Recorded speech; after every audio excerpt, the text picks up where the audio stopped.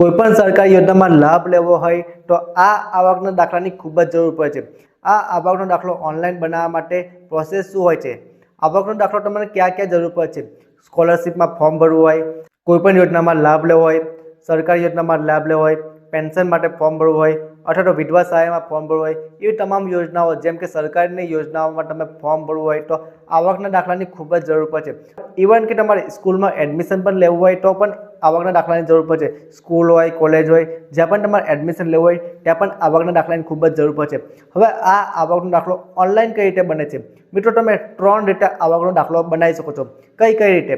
પહેલું તો તમે તમારા જ મોબાઈલમાં સુગમ ડિજિટલ ગુજરાત પર આવકનો દાખલો બનાવી શકો છો।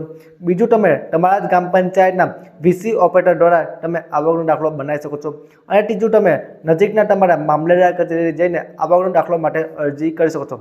પરંતુ જો તમે આ બધે કશે જવા માંગતા નથી, લાંબી લાઈનમાં ઊભા રહેવા નથી માંગતા, તો તમે સીધું તમારા મોબાઈલ દ્વારા સુગમ ડિજિટલ ગુજરાત દ્વારા સરળતાથી તમે આવકનો દાખલો ઓનલાઈન અરજી કરી શકો છો। આ આવકનો દાખલો બનાવવા માટે વેબસાઇટ કઈ છે અને ડોક્યુમેન્ટ કયા કયા લાગે? સૌથી પહેલાં હું તમને વેબસાઇટ બતાવી દઉં। સુગમ ડિજિટલ ગુજરાત સિમ્પલ વેબસાઇટ છે। ઉપર તમને જે લિંક દેખાય છે એ લિંક પર જઈને તમારે આવકનો દાખલો બનાવવા માટે અરજી કરો છે। પરંતુ જો તમને આ અરજી કરવા માટે પીડીએફ જોઈતી હોય, તમને જાતે અપ્લાય કરવું છે તો પીડીએફ કઈ રીતે મળશે? તમને સ્ક્રીન પર જે પીડીએફ દેખાય છે એ પીડીએફ જોઈને તમે આવકનો દાખલો અરજી કરી શકો છો। જો તમારે આની લિંક અને પીડીએફની લિંક જોઈતી હોય તો કમેન્ટમાં ડિજિટલ ગુજરાત લખો। આની લિંક હું તમને સીધું ડીએમ કરી દઈશ અથવા તો આની લિંક આપણા બાયોમાં પણ મળી જશે। ત્યાંથી તમે સીધું ડાઉનલોડ કરીને આ પીડીએફ જોઈને આવકનો દાખલો માટે અરજી કરી શકો છો। સુગમ ડિજિટલ ગુજરાત આપણા જ મોબાઈલમાં લોગિન કરવું છે। લોગિન કર્યા બાદ તમને કંઈક આ રીતે ઇન્ટરફેસ જોવા મળશે।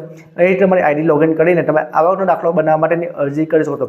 આવકનો દાખલો અરજી કર્યા બાદ અપલોડ આવશે। અપલોડ આવ્યા બાદ તમારો આવકનો દાખલો તમારા જ મોબાઈલમાં અથવા તમારા વોટ્સઅપમાં મળી જશે। વોટ્સઅપમાં કઈ રીતે? ઉપર તમને જે નંબર દેખાય છે એ નંબર તમારા વોટ્સઅપ નંબરમાં સેવ કરી લેવાનો છે। સેવ કર્યા બાદ એમાં હાઈ કરીને મેસેજ મોકલવાનો છે। હાઈ કરીને મેસેજ મોકલશો એટલે તમારો અરજી પત્રક માંગવામાં આવશે। એટલે કે તમારો જે મોબાઈલ નંબર નાખ્યો હશે એ મોબાઈલ નંબર નાખીને ઓટીપી નાખીને તમારો આવકનો દાખલો તમારા વોટ્સઅપ પર સીધું તમને મળવા પાત્ર રહેશે। એ પહેલાં તમારે ઓનલાઈન ફોર્મ ભરવાનું છે। ઓનલાઈન ફોર્મ ભરવા માટે હું તમને પીડીએફ આપી દીધી છે। એ પીડીએફ જોઈને તમે ઓનલાઈન જાતે અરજી કરી શકો છો।